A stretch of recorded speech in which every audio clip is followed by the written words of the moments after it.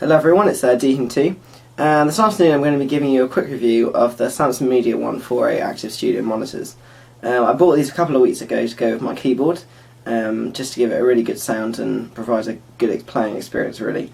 I spent a long time kind of looking, researching on the internet what would be the best monitor to buy, whether I should go for active or passive or just get some speakers and amplifier.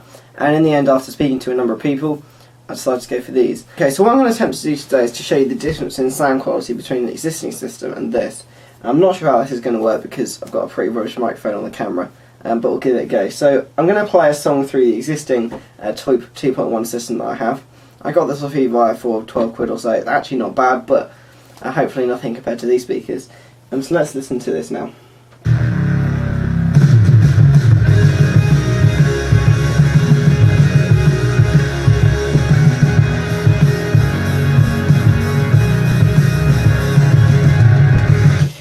Okay, so that sounds pretty average. Let's turn these ones off and turn on these new speakers. And we'll try again.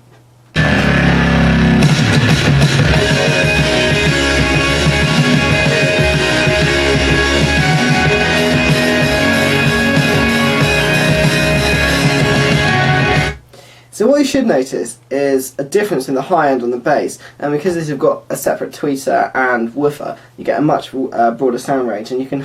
I'm definitely noticing I can hear things in music that I haven't been able to hear before. And what I'm going to do now is also turn on the subwoofer with these speakers, so these can just focus on doing the mid and top end, and you'll get the bass response from the subwoofer. So let's try this again.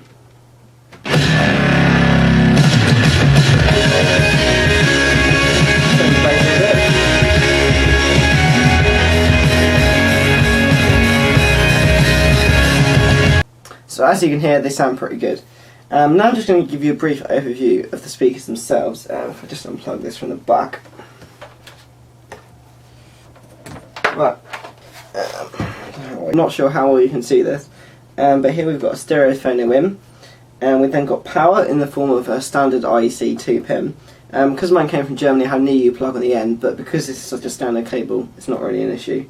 You've got the option here to switch from 120 to 240 volts, depending on your country. You've got power on and off, and then a speaker out to the left monitor. And this takes a standard speaker cable, any cable you want to provide, which is great, because it means you could use your existing speaker cables. But they do recommend obviously using the ones that are provided. Although I have to say, the cable provided isn't very long at all. You're probably going to need something longer if you've got much of a distance between your speakers. You've got a kind of a heat sort of sink here, and that's all there is on the rear. On the front, you've got your tweeter up here, your woofer down here, a volume control here, which is quite nifty because you can pop it in and out, and depending on whether you want to kind of set the volume and just leave it like that or leave it easily accessible. You've also got a phono, phones out, so to plug some earphones in, and also another input which is an aux, so you can plug your MP3 player or anything in the front. So yeah, that's that speaker, and then this one is much simpler in that, still got the cable plugs in, you've just got the woofer and the tweeter obviously, and then just the speaker in on the back.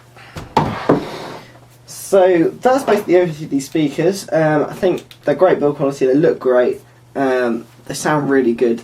I think they're a great kind of mid-range speaker because you can easily pay 250 quid for a pair, or even a single one, and you can easily pay kind of 40 quid at the other end. I was looking at some Behringer monitors which didn't look very good at all. They looked kind of immediately good, but having spoken to some people, they said the sound quality is no way as good as compared to something like this. So I decided to invest a bit more money and hopefully get a better sound. I hope that's given you a good overview of these speakers and helped you decide whether you want to buy them or not. I use them obviously with my keyboard, which I think are great, or you can use them for gaming and music. Any of those uses is fine. If you wanted a more professional speaker for, say, like a professional recording environment, you probably want something a bit more expensive. But for a mid-range speaker for the general consumer, these are great. If you've got any questions or comments, leave them in the box below, or visit my website, that's deehim.co.uk. Thanks for watching, and I'll see you soon. Bye.